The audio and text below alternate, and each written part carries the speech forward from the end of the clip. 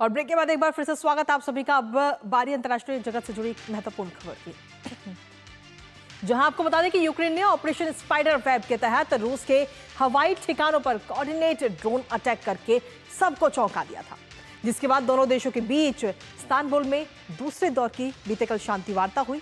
लेकिन ये शांति वार्ता करीब 1 घंटे तक चली, जिसमें रूस ने बिना शर्त सीज फायर के प्रस्ताव को एक बार फिर से सिरे से खारिज कर दिया है। हालांकि दोनों पक्ष एक नए प्रिजनर एक्सचेंज पर जरूर सहमत हो गए हैं, जिसके तहत कुल 6000 सैनिकों के शवों की अदला बदली की जाएगी। करेंगे रूस यूक्रेन के बीच हुई इस शांति वार्ता को लेकर चर्चा अपने संवाददाता से, पर उससे पहले आपको दिखाते हैं कि रूस यूक्रेन में ये तकरार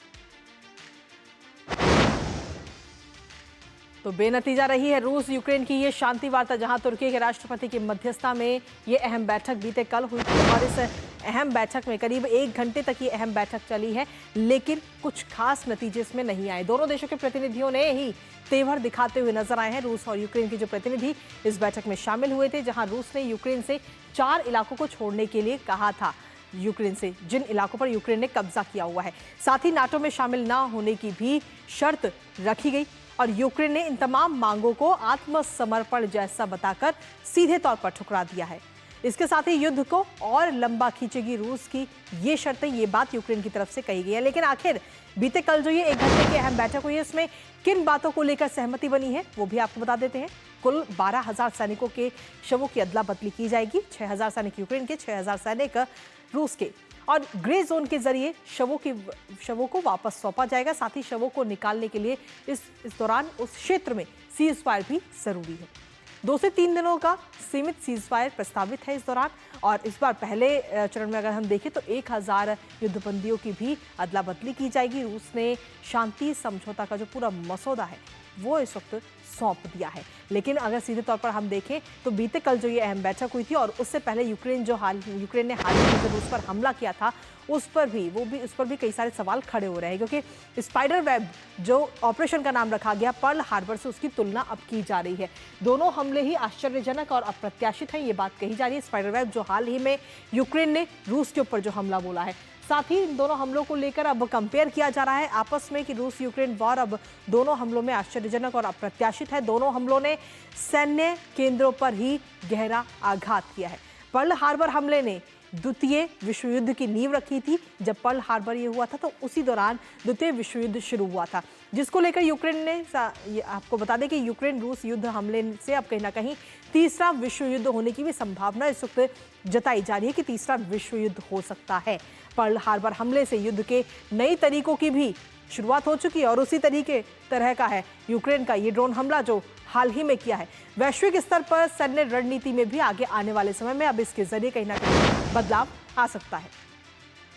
इसके साथ ही आखिर पर्ल हार्बर अटैक क्या है और इसकी पूरी कहानी क्या है, एक नजर उस पर डालते हैं। 7 दिसंबर 1941 में जापान ने यह हमला किया था। अमेरिकी नौसैनिक अड्डे पर को अपना निशाना बनाया था और अमेरिका पर आसमान से तबाही बरसाई गई थी। इस हमले में उस दौरान 2400 से ज्यादा अमेरिकी मारे गए थे। इस पर्ल हार्बर अटैक में 8 युद्धपोतों सहित 21 जहाज भी क्षतिग्रस्त हुए थे। 180 से ज्यादा विमानों को काफी नुकसान उस दौरान हुआ था। इसके साथ ही आपको बता दें कि अमेरिकी नौसेना को भी कमजोर करना सीधे तौर पर इस हमले का, इस अटैक का उद्देश्य था। USS एरिजोना नामक युद्धपोत को भी इस दौरान इस हमले के जरिए उड़ा दिया गया था और तब से त्रासदी का प्रतीक है USS एरिजोना। जापान एशिया में विस्तार चाहता था, जिसके बाद में और इसी हमले के बाद में जो पर्ल हार्बर है, इसके जरिए ही कहीं ना कहीं दूसरा जो विश्व युद्ध था उसकी शुरुआत हुई। लेकिन अब जो हाल ही में यूक्रेन की तरफ से जो हमला किया गया रूस के ऊपर, उस हमले के बाद में, उस ड्रोन अटैक के बाद में अब कहा जा रहा है कि कहीं ना कहीं ये तीसरे विश्व युद्ध की शुरुआत इसके जरिए हो सकती है, नींव इसके जरिए रखी जा सकती है। हालांकि फिलहाल बीते कल जो अहम बैठक हुई है, उस बैठक में कुछ खास नतीजा उस बैठक का नहीं निकला है। हमारे साथ हमारे सहयोगी अक्षय डोंगरे इस वक्त जुड़ रहे हैं, सीधा उन्हें बात करते हैं। अक्षय, बीते कल काफी अहम ये बैठक हुई है इस्तांबुल में यूक्रेन और रूस की, लेकिन जितनी उम्मीद थी इस बैठक से नतीजे की, वो नतीजा कहीं ना कहीं नहीं निकल पाया।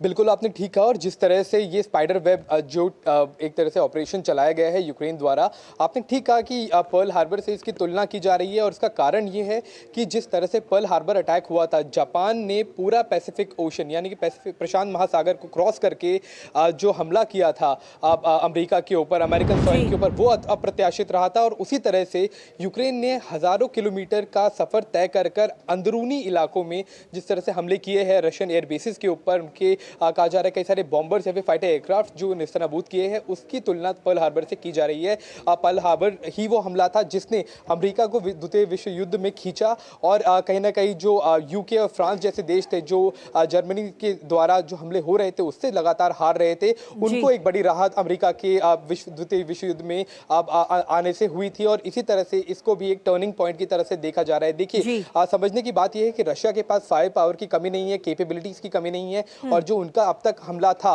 वो एक तरह से संतुलित हमला था, यानी कैलकुलेटेड था। लेकिन अब क्या हो सकता है आगे, जिस तरह से रूस को नुकसान हुआ है उसका एक तरह से कोई सीमा नहीं रह जाएगी और युद्ध अब बढ़ने की तरफ एक तरह से मुड़ सकता है। क्योंकि अभी तक जो शांति वार्ता होने की बात हो रही थी, कुछ उम्मीद थी कि शांति बहाल होगी दोनों देशों के बीच में, लेकिन अब रूस की तरफ से जो भी हमला किया जाएगा वो काफी भयानक हो सकता है। साथ ही बीते कल जो अक्षय बैठक हुई है दोनों देशों के बीच में, उस बैठक में कहीं ना कहीं एक चीज पर जरूर सहमति बनी है कि 6000 सैनिकों के शवों को एक दूसरे को सौंपा जाएगा। इसके साथ ही 1000 जो युद्धबंदी हैं उन्हें भी सौंपा जाएगा। जी, ये सहमति बनी है, लेकिन सीजफायर को लेकर दोनों देश अपनी अपनी बातों पर अड़े हुए हैं। देखिए, यूक्रेन के जो क्षेत्र है, लुहांस्क है, दनेत्स्क है, डॉनबास्क है, क्रीमिया है, जिनके ऊपर रूस का कब्जा है, वो उन्हें छोड़ने के लिए राजी बिल्कुल भी नहीं होगा। ऐसे में यूक्रेन किस तरह से सीजफायर करेगा, ये उनके पब्लिक परसेप्शन को लेकर ये भी चीज़ संभव नहीं है। रशिया वापस नहीं जाएगा, यूक्रेन पीछे हट नहीं सकता। तो एक तरह से शांति वार्ता की कोशिश तो हो रही है, लेकिन जब तक जो बुनियादी मुद्दे हैं उनके ऊपर कोई एक तरह से ठोस कदम ना उठाया जाए या फिर जो ग्राउंड इश्यूज है उनके ऊपर अगर कोई सोल्यूशन ना आए तो युद्ध विराम या फिर युद्ध खत्म होने जैसी कोई भी संभावना अभी नहीं देखी जा रही। डोनाल्ड ट्रंप के कहने के बावजूद भी हमले लगातार बढ़ रहे हैं और यूक्रेन ने जो हमला किया है उसके बाद तो साफ तौर पे रशिया की तरफ से किसी भी तरह से युद्ध विराम को लेकर कोई भी बात अब नहीं कही जाएगी, या फिर जब तक उनकी तरफ से एक रिटेलिएटरी हमला नहीं होता है कोई युद्ध विराम की स्थिति अब नहीं बनती दिख रही है। चलिए, बहुत बहुत शुक्रिया अक्षय, तमाम जानकारी और अपडेट्स हमारे साथ साझा करने के लिए। इस पर आप अपनी नजर लगातार बनाए रखिएगा और हमारे